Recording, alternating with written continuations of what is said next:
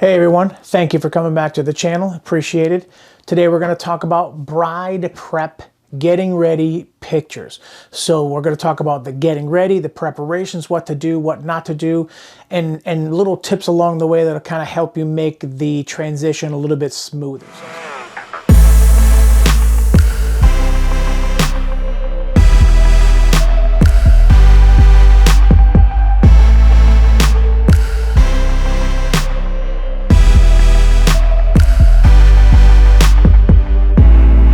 For coming to the channel.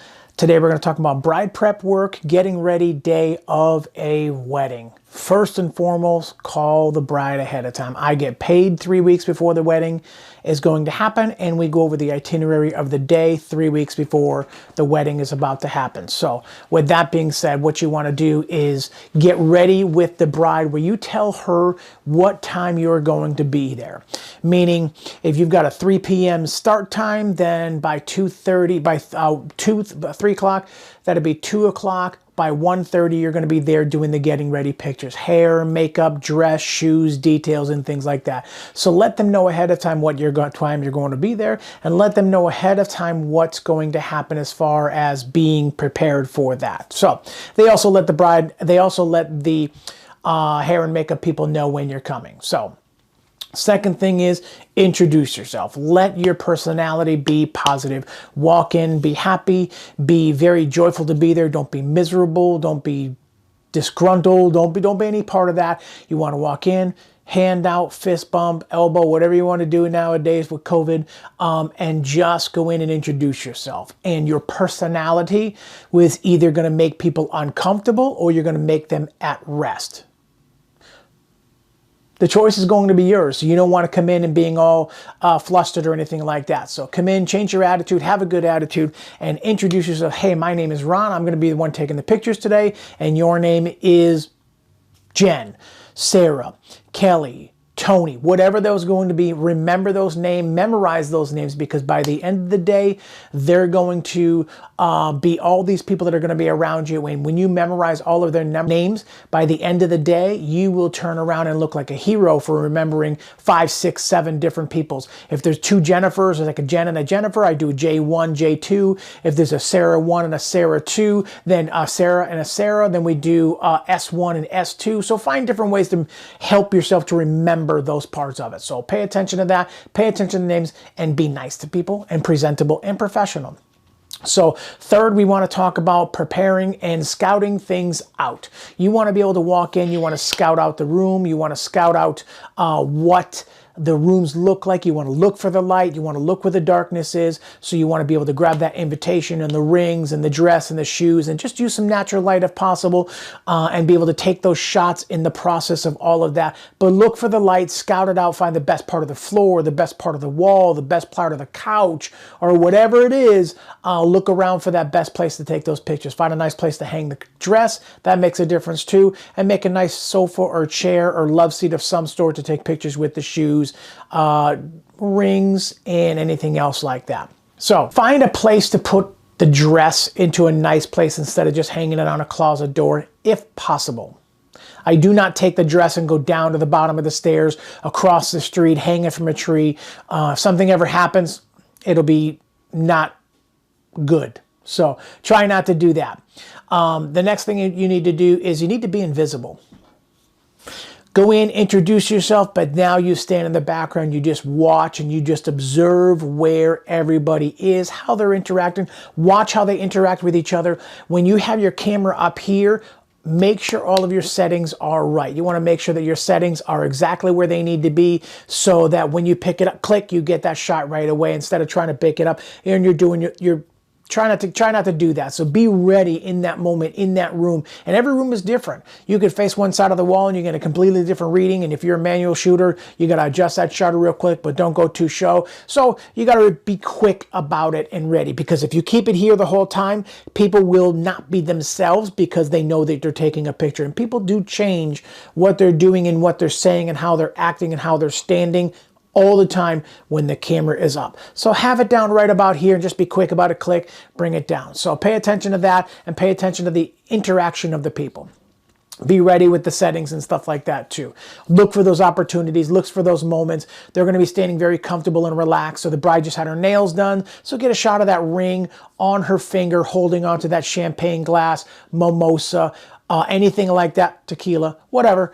So be aware of those situations. So also, at the same time, you want to see how the bride is interacting with her friends and family and stuff like that. You also want to look for the glasses. There are glasses, there's mugs, there's coffee cups, there's anything with their names on it. The bridesmaids, maid of honor, bride tribe, anything like that.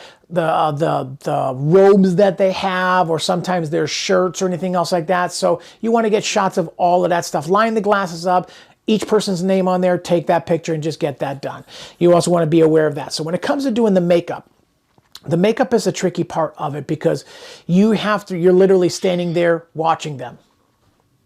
You know, so they're standing there and you're almost like in their face, depending on what kind of lens you have on, trying to get in close and stuff like that. You want to get that mascara being put on. You want to get that foundation being put on. You want to get that spray foundation or however the brush or whatever else like that. You want to get at all of those shots. So be aware of how close you are to the bride, and the makeup person knows where you are, so they can see what they're doing. It's the bride that sometimes they have their eyes closed and all of a sudden they open, oop, there you are. So be aware of that. Try not to be too intrusive, but try and be aware as much as you possibly can.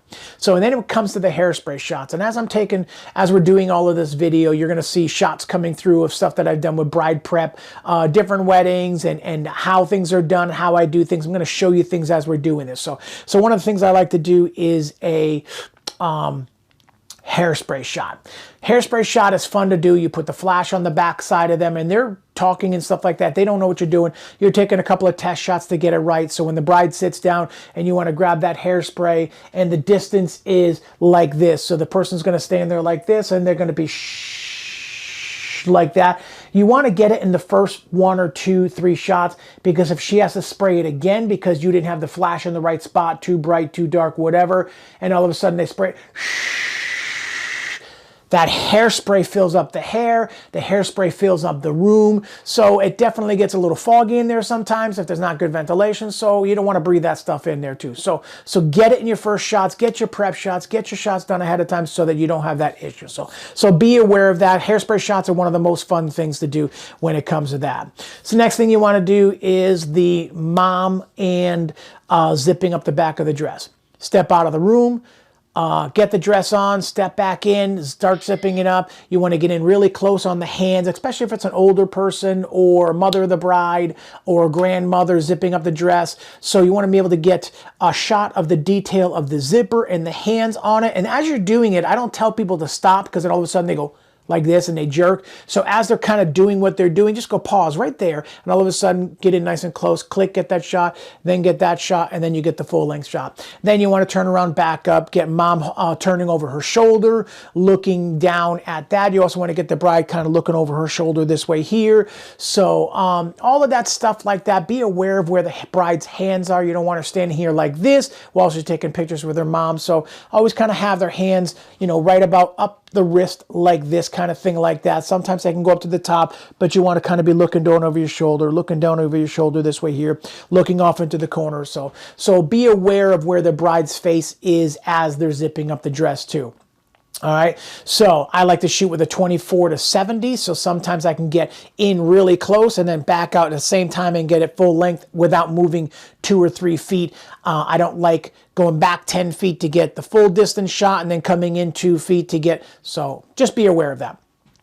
So we got the zipping up the back of the dress, and then we want to have the bride stand right in the middle of the room, have all the bridesmaids all around fussing with the dress and playing with the dress, have the bride looking down at them, laughing, joking, and they start telling some funny things and stuff like that. So it's always fun to see the interaction of the brides when it comes to their bridesmaids.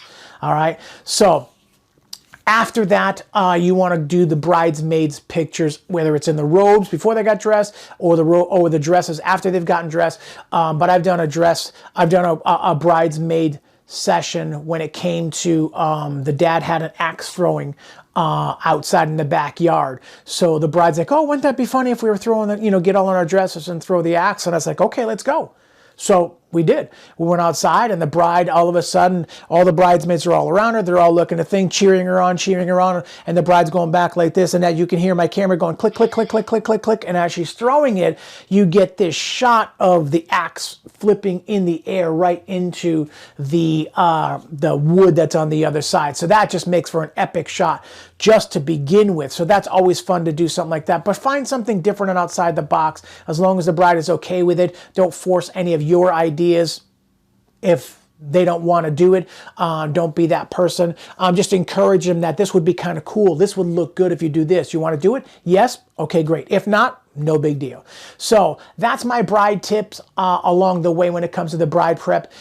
Groom, if you haven't seen my video on that, I'll link it up in the top over here or in the description. The groom prep is completely different. It's so much easier, so much more simple, so much less time. You can be done in 15 minutes, and it takes the bride and the bridesmaid an hour and a half. So I'll link that video down below if you want to see that, how I do my prep work when it comes to the grooms.